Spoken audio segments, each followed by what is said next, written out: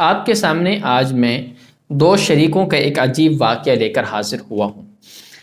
دیکھیں کہ ایک زمانے میں دو شریک تھے، مطلب دو شخص آپس میں شریک تھے کسی بھی معاملے کے اندر۔ ایک شخص اس میں سے جو پیشے کا واقف کار تھا اور ایک شخص اس پیشے سے واقفیت نہیں رکھتا تھا۔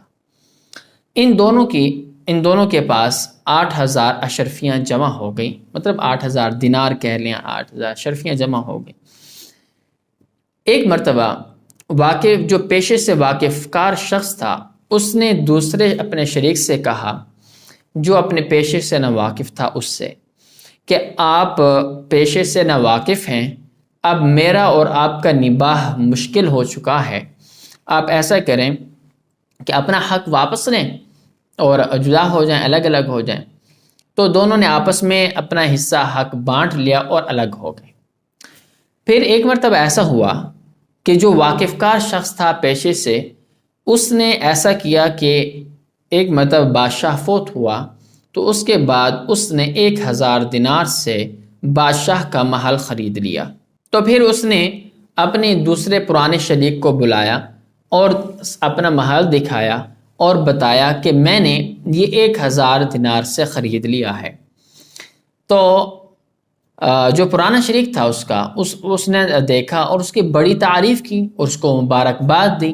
جب وہ واپس آیا، باہر نکلا، تو اس نے اللہ تبارک و تعالیٰ سے یہ دعا کی، یا اللہ، میرے اس پرانے شریک نے 1,000 دینار کے بدلے میں یہ بادشاہ کا محل خرید لیا ہے، اور میں اللہ 1,000 کے بدلے میں جنت میں تجھ سے محل خریدتا ہوں۔ تو چنانچہ اس نے 1,000 نکالے اور 1,000 دینار اس نے صدقہ کر دیے اور لوگوں میں تقسیم کر دیے۔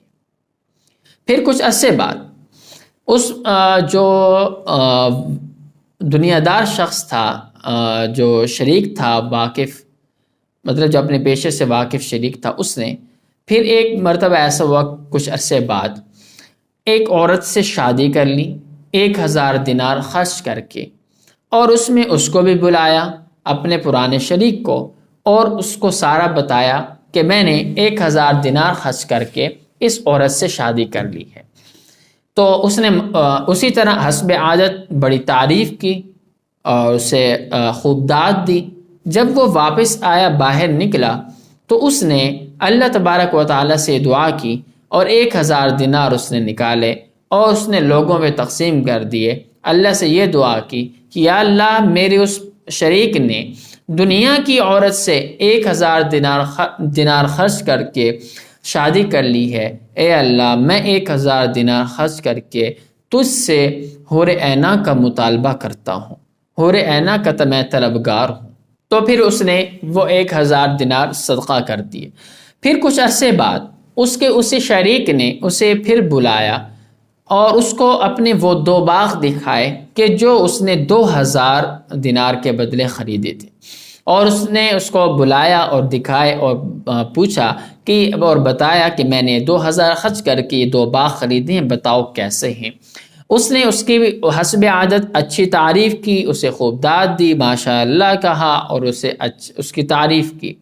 اور اسی طرح جب وہ باہر نکلا اب ان کے باغوں سے، اور پھر اللہ سے اس نے دعا کی، یا اللہ، میرے اس شریک نے تو 2,000 کے بدلے میں دنیا کے 2 باغ خریدے ہیں، یا اللہ، میں تجھ سے 2,000 دے کر تیرے راہ میں خرچ کر کے تجھ سے جنت میں 2 باغ خریدنا چاہتا ہوں۔ تو پھر اس نے اللہ کی راہ میں 2,000 روپے 2,000 دینار صدقہ کر دیے۔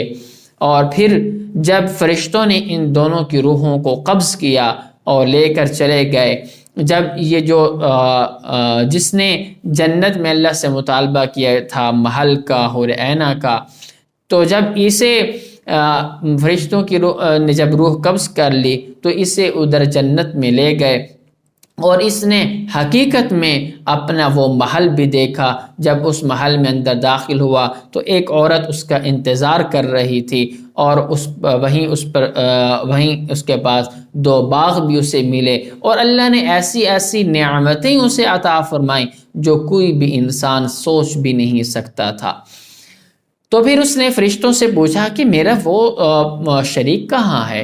تو اسے کہا کہ وہ جہنم میں جل رہا ہے، اور اسے کہا کہ آپ جھانک کر دیکھ بھی سکتے ہو۔ تو پھر اس نے کہا کہ اس نے کہا کہ میں اگر تیری اور باتوں میں آ جاتا تو پھر تو مجھے بھی یہاں اپنے ساتھ لے جاتا۔